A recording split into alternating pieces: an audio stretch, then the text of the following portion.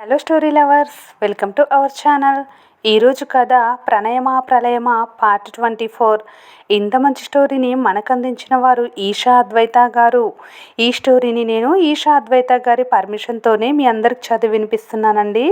Thank you ma'am, thank you so much. Story అయితే చాలా బాగుంది. ఇక స్టోరీలోకి వెళితే, అన్నయ్య ఈ చీర మా తరఫున అనుకో, కాదనకని సావిత్రి అంటుంటే తను కూడా తీసుకోవాలా అన్న ఆలోచనలో పడుతుంది శాంభవి. శాంభవి వంశీని యాక్సెప్ట్ చేసినంత ఈజీగా శ్రీకాంత్ని, రిషిని యాక్సెప్ట్ చేయలేకపోతుంది. రిషి అయినా కాస్త బెటర్, కానీ శ్రీకాంత్ మాత్రం చాలా దూరంలోనే ఆమె దృష్టిలో ఆగిపోయాడు. ఆవిడలో పోటీపడి బయటకొస్తున్న వర్మగారి, మంగగారి బుద్ధులు క్షణకాలం యుద్ధం చేసుకున్నాక లాస్ట్కి మంగగారి బుద్ధి సైడ్కి వెళ్ళి రిషి కోసం అందరికంటే బెస్ట్ సారీ తనే సెలెక్ట్ చేస్తుంది శాంభవి. ప్రియాంక అయితే అస్సలు పట్టించుకోదు. తన మనవరాలి కోసం తను మరో చీర తీస్తారు మంగగారు. తను తీయడు, కానీ భార్య తీస్తున్నా పట్టించుకోరు వర్మగారు. వంశీ శ్రీకాంత్ కలిసి ఉండటమే ఇష్టం లేదంటే దారిన పోయే అమ్మాయిని తీసుకొచ్చి పెంచుకోవటం ఆయనకు అస్సలకే గిట్టదు. చీర కోసం గొడవ ఎందుకని ఓ చీరని దానం చేశా అనుకుంటా అని తన ఈగోని తృప్తిపరుచుతారు. తన కోసం ఎవరెవరు శారీ సెలెక్ట్ చేస్తున్నారో కూడా తెలియని రిషి జై తన కోసం తీసిన శారీ వివరాలు చెప్తుంటే తనకు నచ్చినా కూడా ఇబ్బందిగా వద్దు బావా అని అంటుంది. నీ అత్త నీకు పెడుతున్న మొదటి చీర వద్దంటే ఎలా, తీసుకో అని కమలాక్షి బామ్మ కూడా ఫోర్స్ చేసేసరికి డాడీ అని పీల గొంతుతో పిలుస్తుంది రిషిక.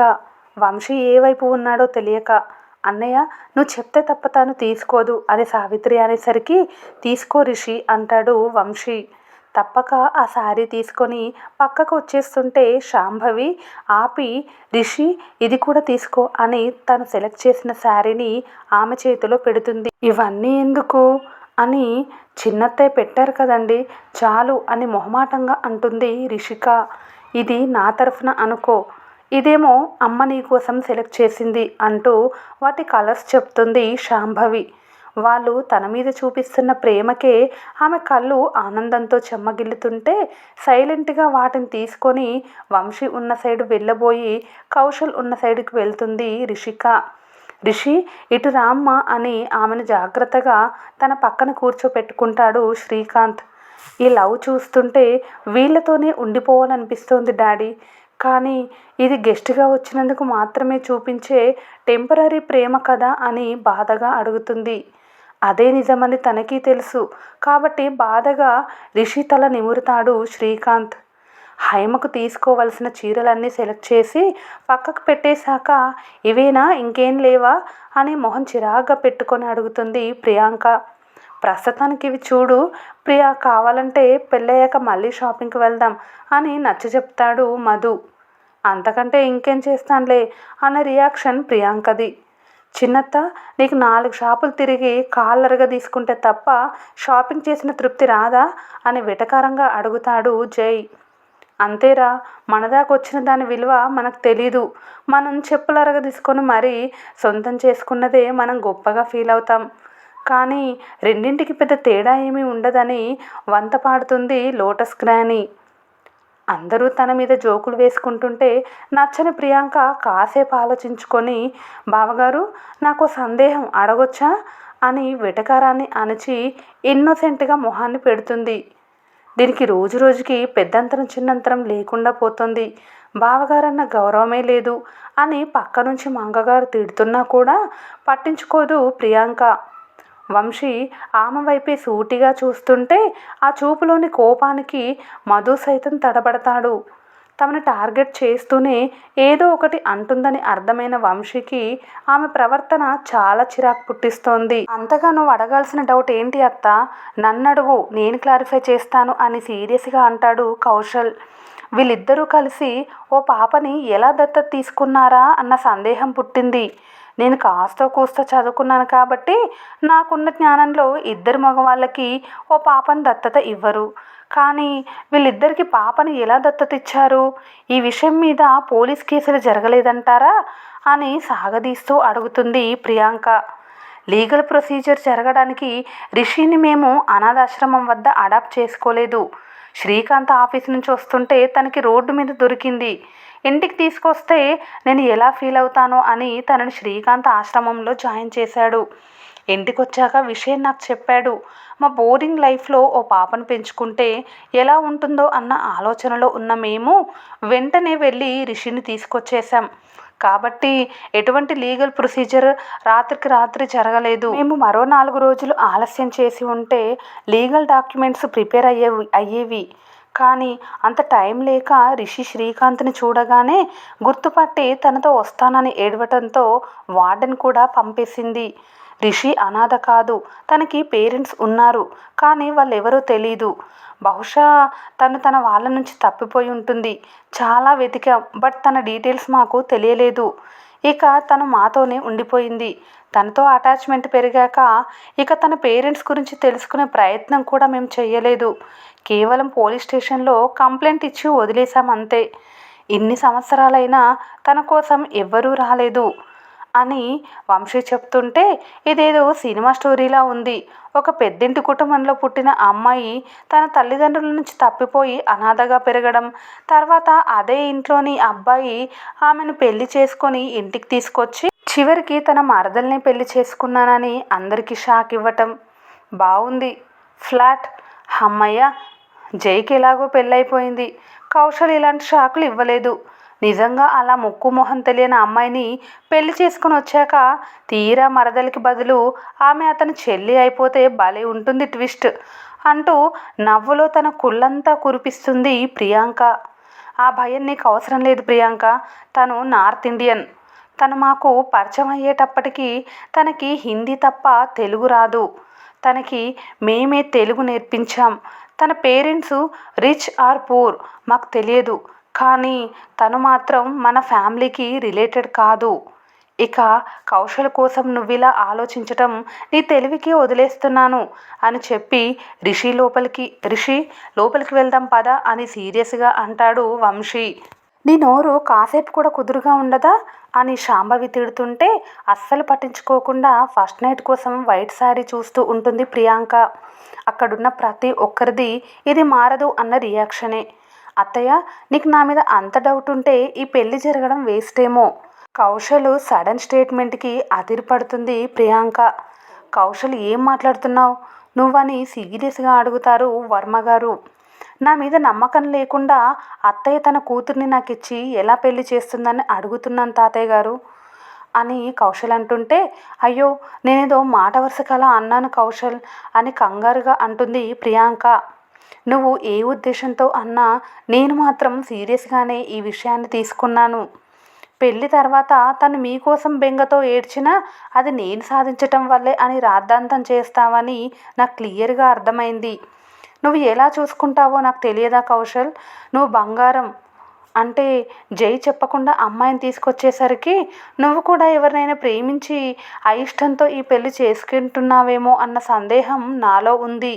అది నివృత్తి చేసుకోవడం కోసమే డొంక తిరుగుడుగా అడిగాను, కానీ నీ మీద నమ్మకం లేక కాదు అని ప్రియాంక అంటుంటే, నీలో ఆ క్వశ్చన్ రైజ్ అయిందంటే నా మీద నమ్మకం లేదనే కదా అత్త అని కౌశల్ అంటుంటే, కౌశల్ ఎందుకు చిన్న విషయాన్ని పెద్ద చేస్తున్నావు అని శివ అడిగేసరికి, ఇది మీకు చిన్న విషయంలా కనిపించవచ్చు, నాకు కాదు డాడ్ అని సీరియస్గా అంటాడు కౌశల్.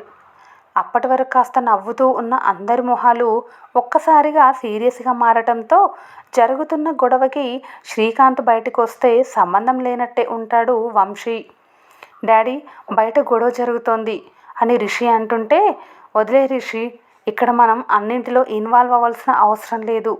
శ్రీకాంత్ లోపలికి రా అని వంశీ సీరియస్గా పిలిచేసరికి లోపలికి వచ్చేస్తాడు శ్రీకాంత్. ఈ మ్యారేజ్ క్యాన్సిల్ అయిపోతుందేమో డాడీ అని కంగారుగా అంటుంది రిషి. మనకు అనవసరం లేదని చెప్పానా, నువ్వు పట్టించుకోకు అని రిషికి చెప్పి, రేయ్ నీకేం వర్క్ లేదా, ఒకసారి ప్రాజెక్ట్ డీటెయిల్స్ చూడు అని వంశీ కసిరేసరికి ఇక తప్పక ల్యాప్టాప్ ఆన్ చేస్తాడు శ్రీకాంత్.